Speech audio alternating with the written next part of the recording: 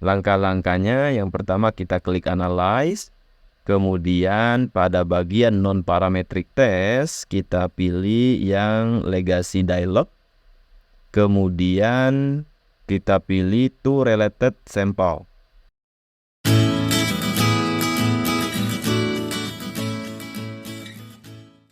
Halo semuanya, kali ini kita akan melakukan uji Wilcoxon menggunakan aplikasi SPSS.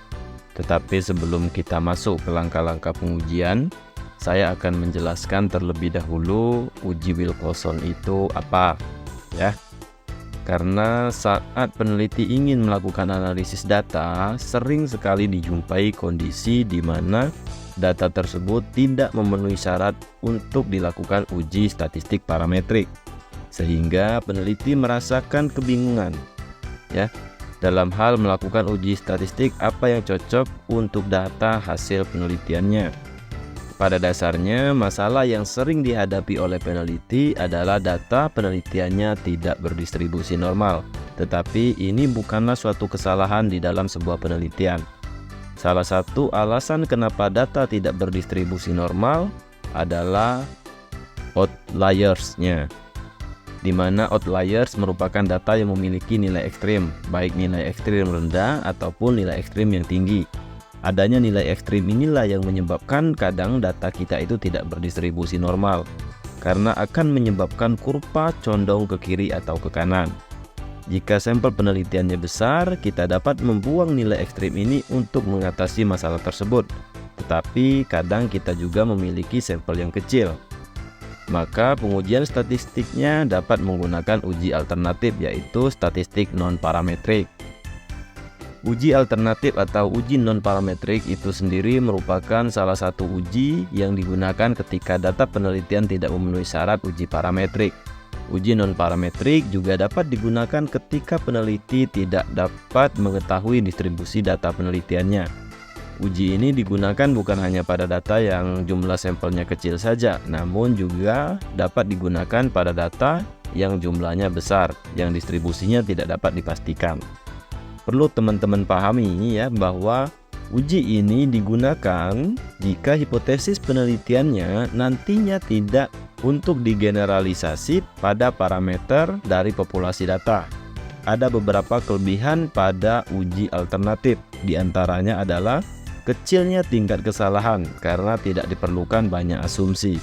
Selain itu, perhitungan uji non-parametrik cenderung sederhana dan konsepnya mudah dipahami.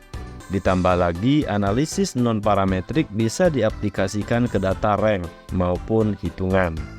Di video kali ini kita akan membahas salah satu statistik non-parametrik, yaitu uji Wilcoxon.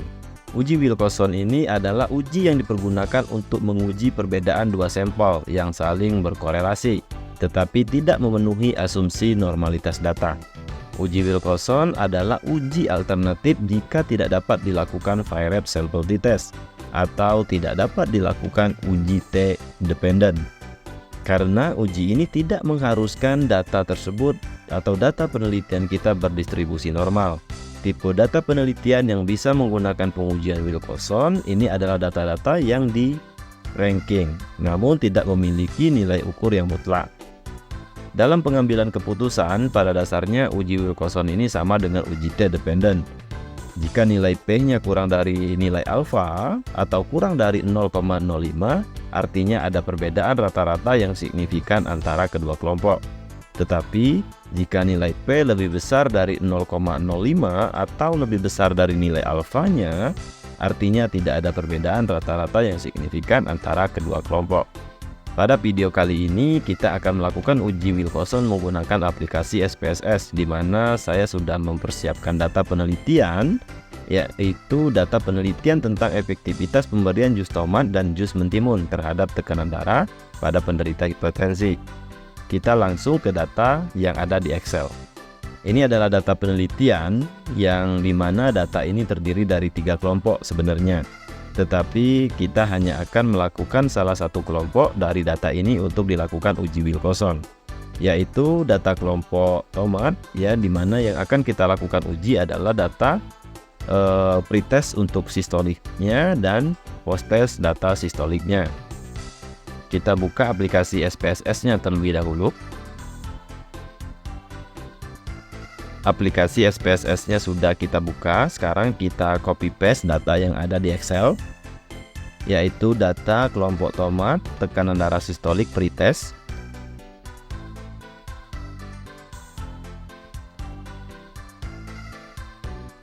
dan tekanan darah sistolik posttest.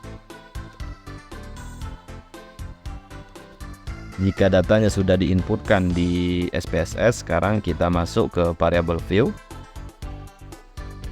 Kita ganti variable name-nya menjadi systolic pretest dan systolic posttest. Desimalnya kita jadikan 0. Kemudian labelnya adalah tekanan darah sistolik pretest dan tekanan darah sistolik posttest. Oke, sekarang datanya kita sudah inputkan dan di bagian variable view-nya juga kita sudah isi ya.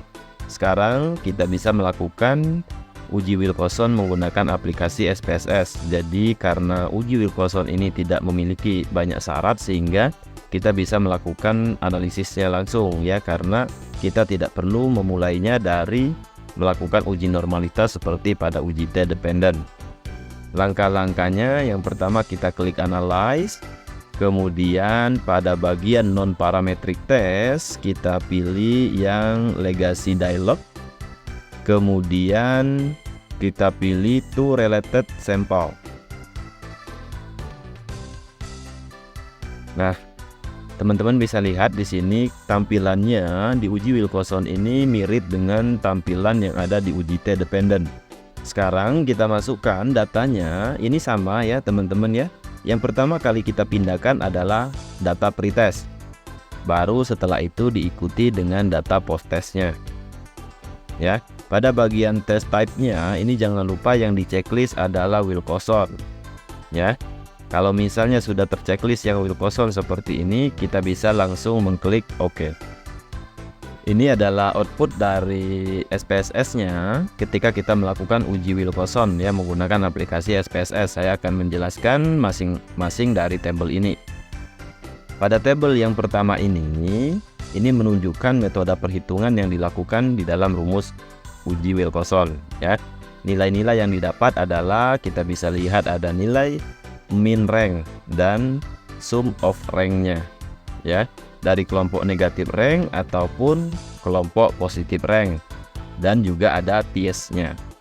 Pada bagian negatif rank ini artinya sampel dengan nilai kelompok kedua ya, atau posttestnya lebih rendah dari nilai kelompok pertama atau pretestnya. Sedangkan pada positif rank ini menunjukkan sampel dengan nilai kelompok kedua atau posttestnya lebih tinggi dari nilai kelompok pertama atau pretestnya. Sedangkan TS ini adalah nilai kelompok kedua posttest sama besarnya dengan nilai kelompok pertama pretest ya. Jadi maksudnya itu apakah ada peningkatan setelah pengukuran pertama dengan pengukuran kedua, atau malah terjadi penurunan ya, atau malah tidak ada perubahan sama sekali. Sedangkan pada tabel yang kedua ini merupakan hasil perhitungan uji Wilcoxon-nya ya. Kita bisa melihat di sini ada nilai Z ya, dan juga ada nilai P-nya. Dalam penarikan kesimpulan kita bisa melihat dari nilai P-nya. Di sini kita dapatkan nilai P sebesar 0,001 yang artinya H0-nya ditolak. Maka pada alfa 5% dapat kita simpulkan ada perbedaan yang signifikan antara kelompok pretest dan kelompok posttestnya. Kemudian dalam melakukan penyajian data ketika melakukan statistik parametrik dan statistik non parametrik itu berbeda. Ya, ini perlu dipahami ya teman-teman ya. Di sini saya menyajikan data perbedaan tekanan darah sistolik pada penderita hipertensi sebelum dan sesudah diberikan jus tomat. Jadi saya menampilkan nilai M-nya atau jumlah sampelnya dan nilai rata-rata rank-nya atau min rank-nya. Kemudian ada nilai P-nya. Di sini tabel 9.1 menunjukkan bahwa min rank tekanan darah sistolik sebelum diberikan Justomat adalah 8. Sedangkan min rank setelah diberikan Justomat adalah 0. Hasil uji Wilcoxon didapatkan p-value sebesar 0,001 lebih kecil dari 0,05. Maka H0-nya ditolak. Artinya ada perbedaan yang signifikan antara tekanan darah sistolik sebelum dan sesudah diberikan Justomat. Jadi sebenarnya pengujian uji Wilcoxon ini sangat simpel sekali ya teman-teman semua. Mudah-mudahan video ini bisa dipahami. Apabila memang masih ada yang kurang dimengerti, teman-teman bisa menanyakannya melalui kolom komentar. Jangan lupa di like dan di share videonya supaya video ini lebih bermanfaat untuk orang lain. Saya akhiri, terima kasih.